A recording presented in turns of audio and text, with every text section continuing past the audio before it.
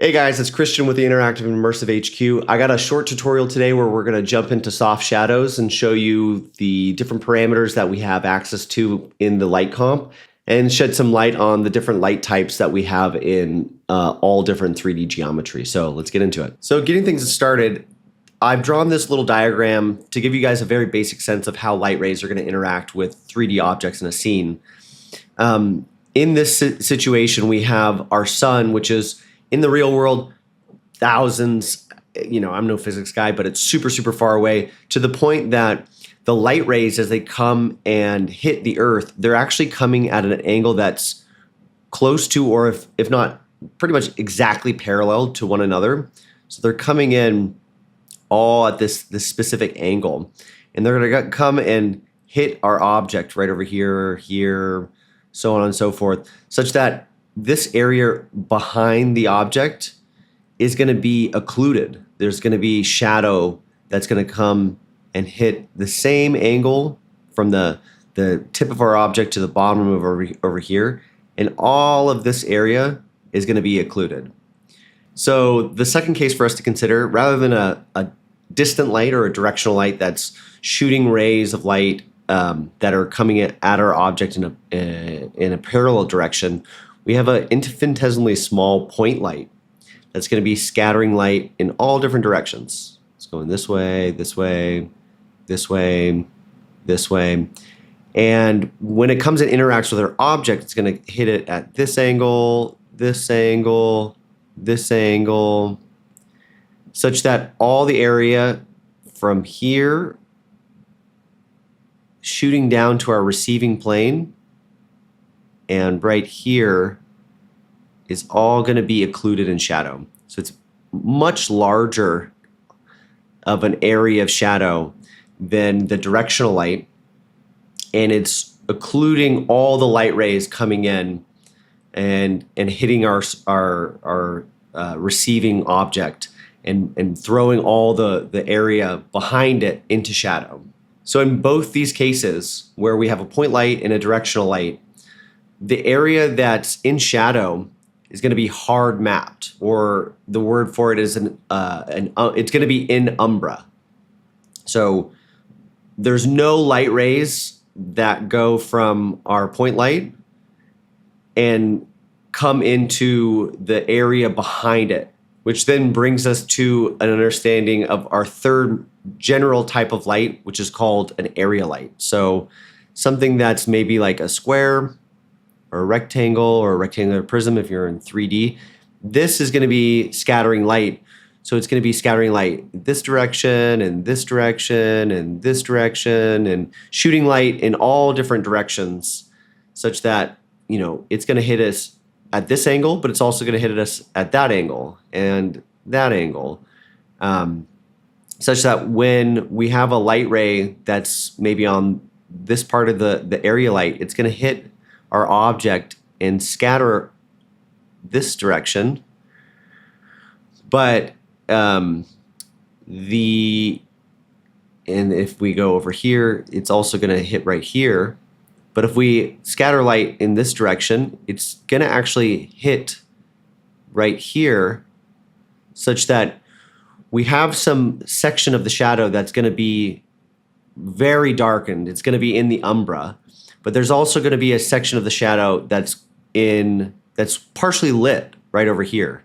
So this is much darker.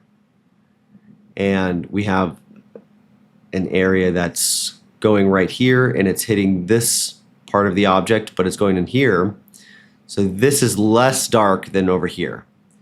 And so this is called the penumbra in this area, So that brings us into our concept of hard shadows versus soft shadows.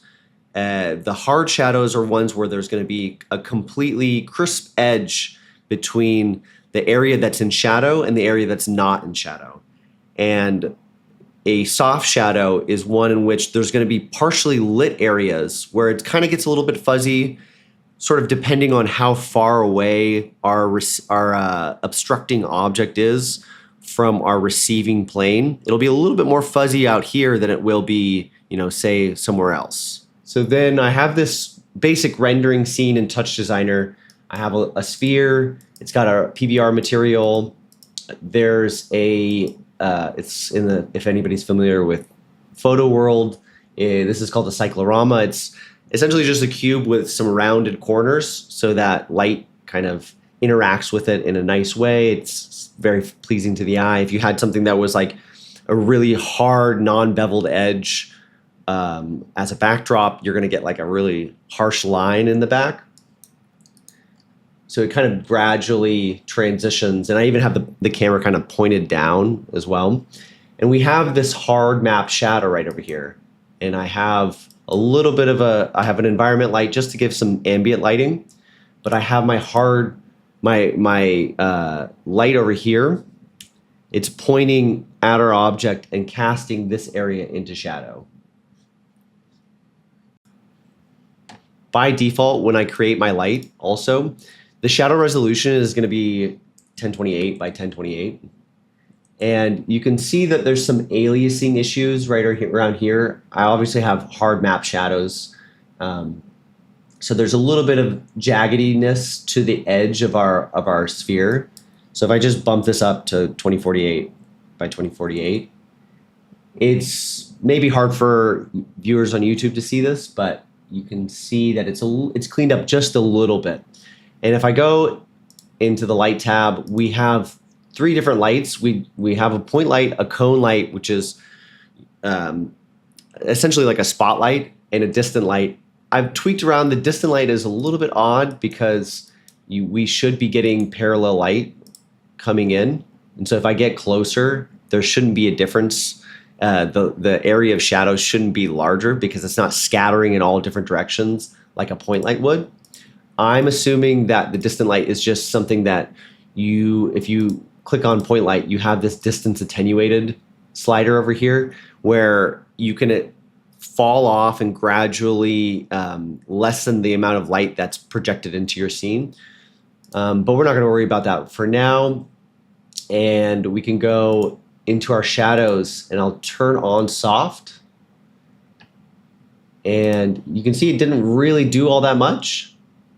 But we have this light size tab right over here.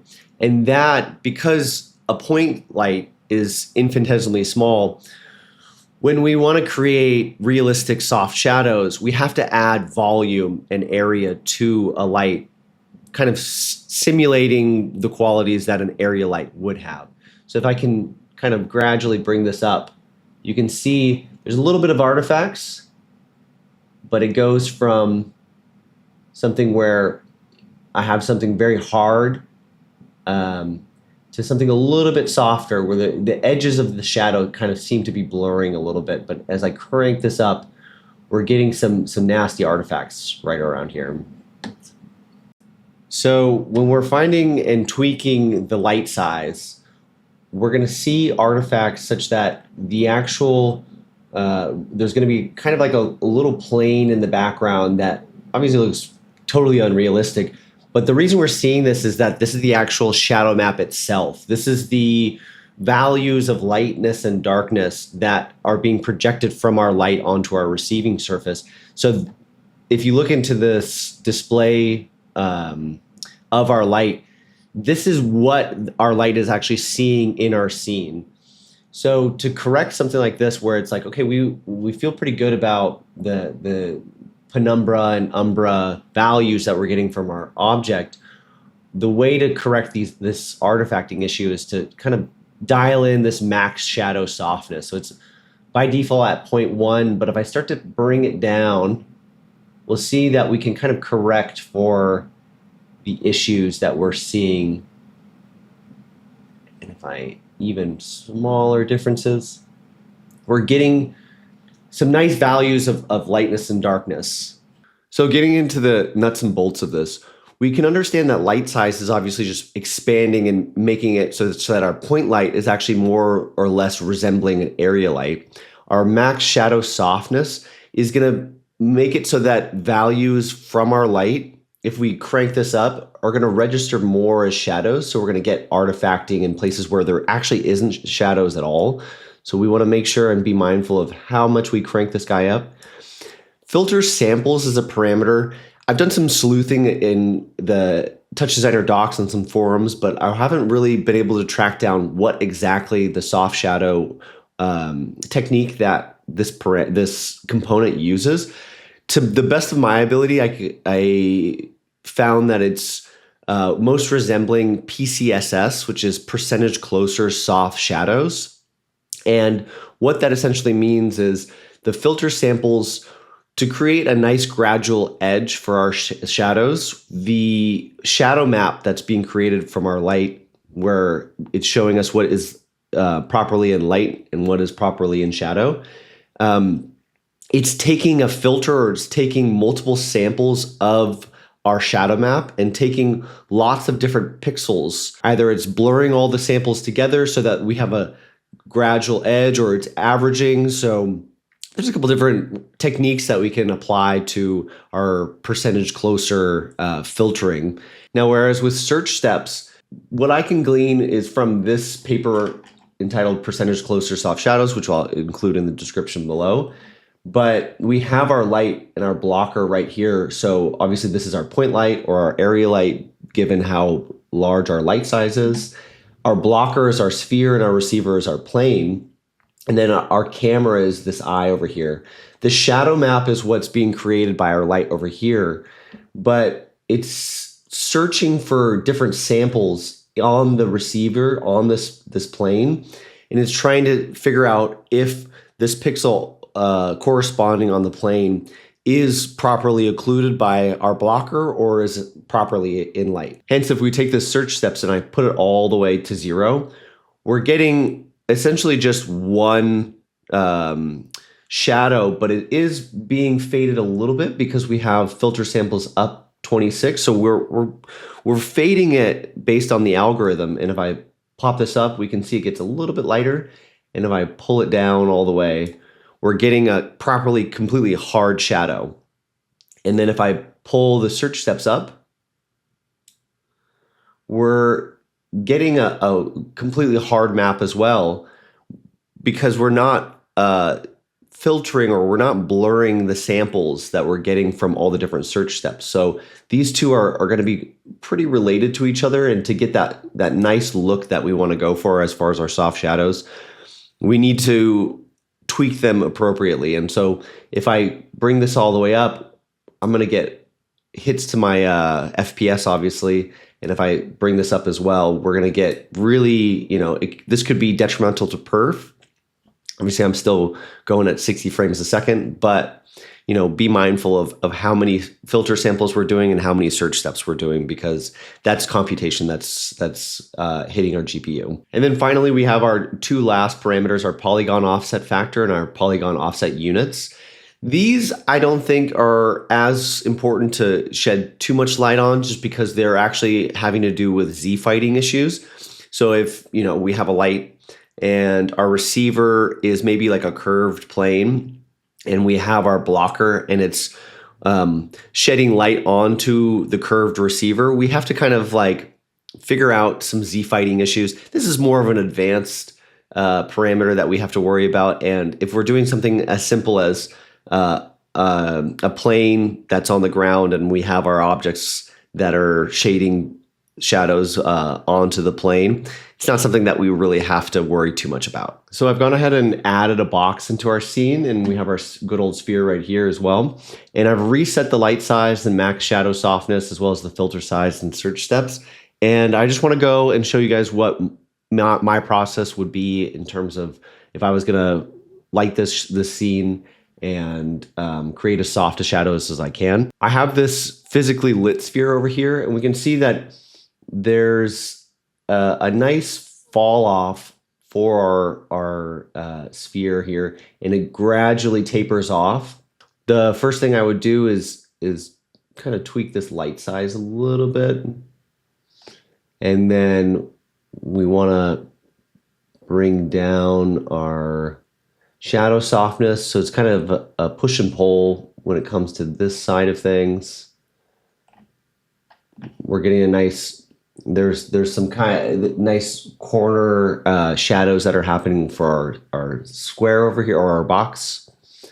I I kind of want to bring up a little bit more search steps. We're going to be maxed at 64. And let's crank up filter size as well, or filter samples. So we're getting a nice fall off right here, just like our lit sphere. And we can see, it's not going to be the most physically accurate because we can still see there's still, if I really wanted to make this as realistic as possible, like this has to basically fade to complete pure white. It also could be due to the angle of our light. So if I bring it down a little bit, we can see, yeah, there is a little bit, it's gradually going away because the lit sphere is more, there we go. Now if I bring my cam up a little bit, just so I can see, yeah, it's more gradually fading off like our reference photo. Now that's pretty much it as far as the inbuilt soft shadows that we can get in TouchDesigner. We can make use of this custom shadow type as well, but that's going to require us to feed in custom shadow maps, which is a much more advanced topic. Feel free to comment on the video below if you guys are interested in something like that. Hey folks, thanks for watching. If you like our YouTube content, I highly recommend you check out the Interactive and Immersive HQ Pro. The HQ Pro is the only comprehensive educational resource and community for immersive design, TouchDesigner, and creative tech pros. In the HQ Pro trainings, we cover almost any topic you can think of, and we go way more in depth than we do in our YouTube tutorials. We have a private group where Matthew Reagan, myself, and our other industry veteran and pioneer teachers answer your questions every single day. If that sounds cool, click the link in the description to learn more. And if you enjoyed this video, hit that like button and don't forget to subscribe for more free TouchDesigner and immersive content.